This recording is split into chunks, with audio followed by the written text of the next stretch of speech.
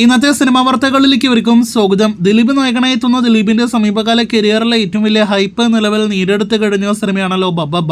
ധനഞ്ജയ് ശങ്കർ സംവിധാനം ചെയ്യുന്ന ചിത്രത്തിന്റെ അവസാനഘട്ട ഷെഡ്യൂളിന് ഇന്നലെയായിരുന്നല്ലോ എറണാകുളത്ത് തുടക്കമിട്ടത്. ഇന്നിപ്പോഴത്തെ ലാലേട്ടൻ സിനിമയുടെ ഷൂട്ടിംഗ് സെറ്റിലേക്ക് ജോയിൻ ചെയ്ത് കഴിഞ്ഞിരിക്കുകയാണ് എന്നൊരു റിപ്പോർട്ട് വന്നിരിക്കുകയാണ്. സാധാരണ അടുത്ത കാലത്തെല്ലാം തന്നെ ലാലേട്ടൻ ഏതെങ്കിലും ഒരു സിനിമയിലേക്ക് ജോയിൻ ചെയ്താൽ എന്തെങ്കിലും ഒരു സ്റ്റിൽ ആ ലൊക്കേഷനിൽ നിന്ന് പുറത്തു വരാറുണ്ട്.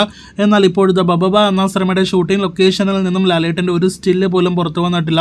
അതീവ ജാഗ്രതയോടെ കനത്ത സുരക്ഷയിലാണ് സിനിമയുടെ ഷൂട്ട് നടക്കുന്നത് എന്നാണ് റിപ്പോർട്ട്. ഒരൊറ്റ സ്റ്റില്ല് പോലും ലാലേട്ടന്റെ ലുക്കായിട്ട് പുറത്തു വരരുത് എന്നാണ് ബബ്ബ അണിയറ പ്രവർത്തകരുടെ ആഗ്രഹം എന്ന് അതിൽ നിന്ന് മനസ്സിലാക്കാം. എന്തായാലും സിനിമയിലെ ലാലേട്ടൻ ലുക്ക് അധികം വൈകാതെ തന്നെ കാണുവാനായിട്ട് നമുക്ക് കാത്തിരിക്കാം. ഈ വർഷം സെപ്റ്റംബറിൽ തിയേറ്ററുകളിലേക്ക് എത്തുമെന്ന് പ്രതീക്ഷിക്കുന്ന സിനിമയ്ക്ക് ഇപ്പോൾ എറണാകുളത്താണ് ഷൂട്ട് നടക്കുന്നത്. അതിനുശേഷം 10 ദിവസത്തെ വാളയാർ ഷെഡ്യൂളോട് കൂടിയായിരിക്കും സിനിമ പാക്കപ്പ് ആകുക.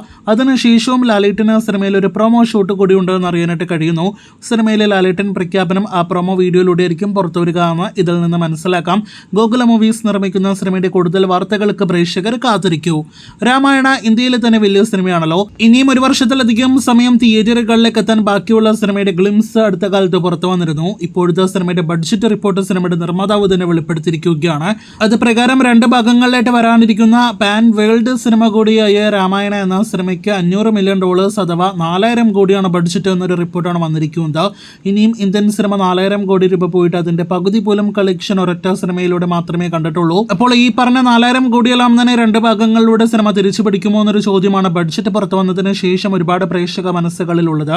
ഇതിനിടയിൽ ഇത് തള്ളു ബഡ്ജറ്റാണ് എന്നൊരു റിപ്പോർട്ടും പലരും ഉന്നയിക്കുന്നുണ്ട്.